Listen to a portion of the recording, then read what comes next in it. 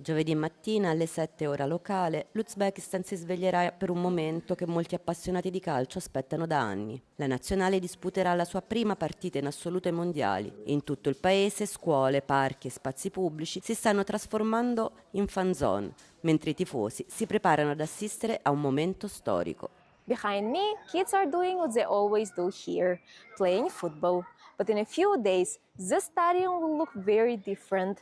Chairs, mats, and a giant screen will turn it into one of 208 fan zones across Uzbekistan, where communities will gather to watch the national team play at the World Cup for the very first time. Bu muxlislar maydonida birinchi navbatda o'qituvchilar, shu maktabda o'quvchilari, atrofdagi aholi bemalol kelib tomosha qilishi mumkin. Katta ekranlarda baribir katta ekranning shukuhi boshqacha bo'ladi. Sababi yerda o'sha ichki tuyg'ularni chiqarishda, do'stlarini yonida turib, ularni bag'riga bosib, minnatdorchilik va xursandchilikni chiqarishda o'ziga yarasha zavqi bo'ladi.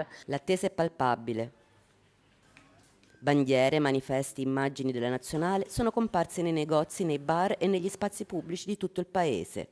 Tra i simboli di questa campagna per i mondiali c'è Bek, la mascotte ufficiale della squadra uzbeka. I think it will have a huge impact on kids, on the young population going into football. Avvalo qatnashishni o'zi katta yutuq. Bu birinchi marotaba chiqishimiz deb o'ylayman. Endi keyingi musobaqalarda yoki keyingi o'yinlarda yaxshi natijalar kutamiz. Avvalo Xudo xolasa birinchi natijamiz shu guruh bosqichidan chiqishini tilayman.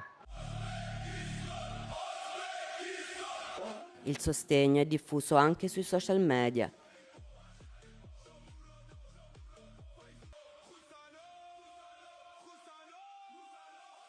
I creatori di contenuto di tutta l'Asia centrale hanno pubblicato messaggi di incoraggiamento, sostenendo la prima squadra della regione ad aver mai raggiunto una Coppa del Mondo.